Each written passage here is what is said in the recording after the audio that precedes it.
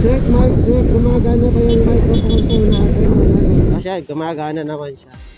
Yan ang ginagawa ko sa microphone ko. Dahil wala po tayong adapter. So what's up? Good afternoon guys. Yun, marami nagtatanong kung paano ko nga ba siniset up yung aking audio para magkaroon ng klarong boses yung ating motovlogging. Alright, so yun, una sa lahat, maraming salamat po sa 680 subscribers ko po na siyang sumusuporta sa akin at nagtitiwala po sa akin. Pero una po sa lahat, intro muna tayo para po tuloy-tuloy na tayo sa gagawing explanation po natin. Alright, bye!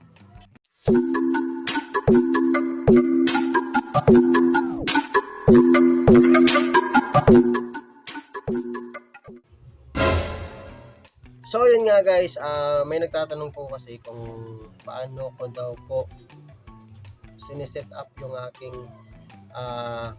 audio o yung boses ko, mga idol. Alright? So, yun, ito guys, una sa lahat meron tayong camera na Hero 5. Ito yung ginagamit natin sa motovlogging. At meron din tayong microphone. Ayan, ito yung microphone natin mga lods. Ayan, so kulay green yung foam dahil nalaglag yung pinaka foam niya habang nagra-rides tayo. Hindi ko na alam kung saan napunta yun. So, ayan, pinalitan ko na lang po ng foam na kulay green. Yung foam na ito ay galing sa Smart dishwashing. Yung foam niya sa loob, kinuha ko tapos nilagay ko dito. Medyo mayamoy pa siya ng sabon. So ito yung ginagamit natin. Tsaka yung phone po natin na siyang ginagamit natin ngayon sa video. Alright? So guys, yun. Tip lang nito, kung gusto mo talaga yung isang bagay, gagawa ka ng paraan para makapag motovlog ka o mabuo mo yung motovlogging mo na klaro yung boses mo. So wala tayong adapter nito. So ang adapter nito ay umaabot siya sa 3,000 online. So kapag order ka nito, medyo matagal-tagal pa siya darating. Tapos may kamahalan. So wala kasi tayong pera. So ayan, gumawa tayo ng alternative. So ito yan guys. So itong camera natin, meron naman tong nakukuhang audio. Pero kapag medyo malakas na yung takbo ng motor mo, ay natatambunan. Gunggong! Barinig kita sa mukha! Ano ba sa Tagalog yung nasapawan? Hindi, natatambunan.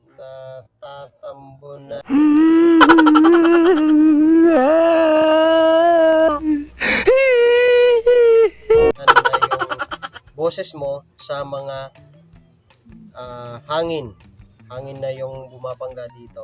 What? Bro, what are you talking about, man? So, mga 60. Ayan, medyo hirap ka nang marinig yung boses mo.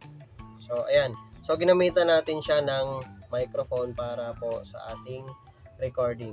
So, eto guys, pagka-on ko na itong camera, sabay na i-on ko yung recording noong aking phone. And kung napapansin nyo sa mga videos ko, nasa harap ko palagi yung phone ko na sa holder ko para doon ko i-monitor kung gumagana pa ba o nagre-record pa ba yung boses ko kasi mayroon tayong detector na gumagana pa ba. Alright, so ayan, habang ino-on ko to, on ko rin yung phone ko, yung recording ko. So ayan, gumagamit ako ng ingay para pwede ko siyang ipagsabay doon sa ingay na yon. So halimbawa, take 1, 1, 2, 3, 4, 5. So yan lagi yung ginagamit ko para sa ating pagre-record. So ayan, pagkatapos niyan, kapag nag-i-edit ka na, so yun, hahanapin mo yung record mo na yon. So ipagsasabay mo siya. So pagka na-sync mo na siya, nasabay mo na yung boses na ginawa mo sa ito.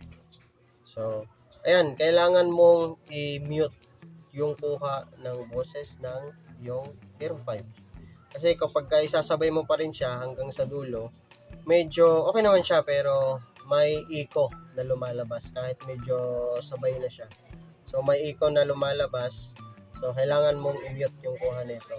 So purely lang talaga yung sa recording mo yung naririnig mo. Alright?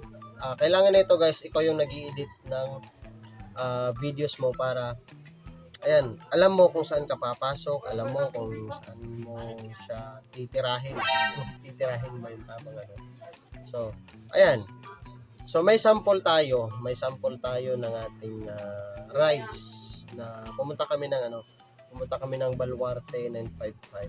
So, may sample tayo at yun, ipapakita ko sa inyo guys. Ito po yun. Check mic, check. Gumagana pa yung microphone po natin. Yan ang ginagawa ko sa microphone ko. Dahil wala po tayong adapter. So ginagamit ko po ay yung aking pong cellphone. So sa cellphone ko, sinasaksak ko yung microphone. Tapos dun ko na po pinising ko na po doon yung microphone po natin. Ganito na po ginagamit mga. Check mic, check. Gumagana ba yung microphone po natin mga lodi? Kasi gumagana naman siya. Yan ang ginagawa ko sa microphone ko. Dahil wala po tayong adapter. Ayan, so ginagamit ko po ay yung akin pong cellphone. Ayan, so sa cellphone ko, sinasaksak ko yung microphone. Tapos dun ko na po sinising ko na po doon yung yung microphone po natin. Ayan. So, doon ko na po ginagamit mga loads.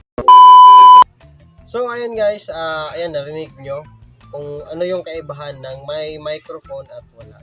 So, ayan, klaro talaga yung may microphone. Nga lang po, medyo mahirap siya. Kasi nga po, ayun, nag-re-record ka pa.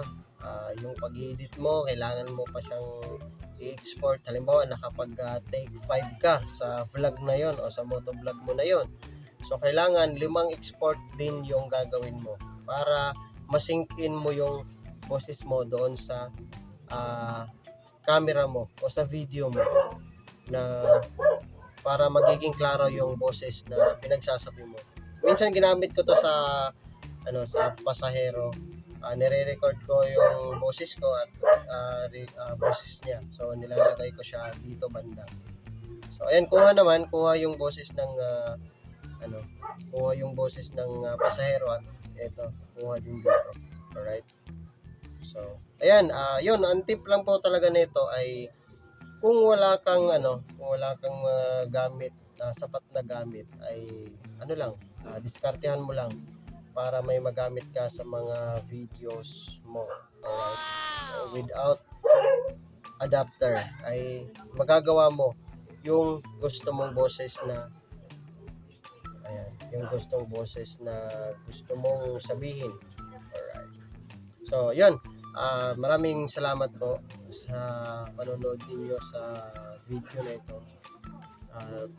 Soon, baka pagka okay na, ayan, makakabili na tayo nitong adapter. Ito, second hand lang to eh. Second hand na nabili ko. Tapos ito, nasa 150. So, yung phone ko at yung ating made in China na helmet. Ayan, made in China yan. Kaking ko nabili ito. Kaking. So, ayan, kung gusto mo talaga. So, yan, kapag gusto mo magsimula, huwag mo isipin na wala kang ganito, wala kang ganyan, wala akong basta porsigido ka lang sa ginagawa mo at i-enjoy mo. Ayan, magagawa mo yung motovlogging na gusto mo. At syempre, sa editing, doon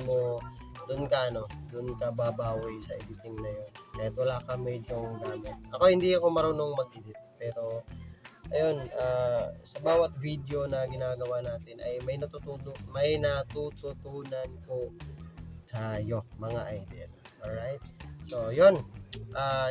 Subscribe nyo po yung channel po ni Marix TV. At ayan, i-like nyo po yung mga videos natin. Marami na tayong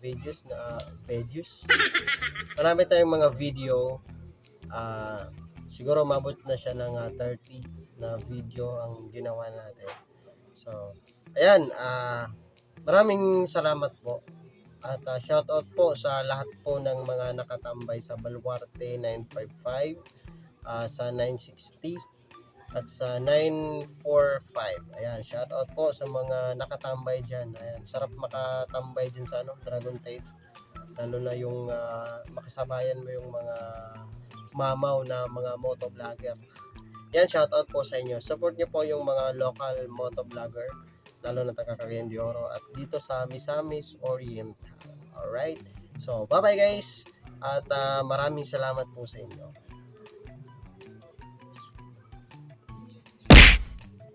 Ginagawa mo.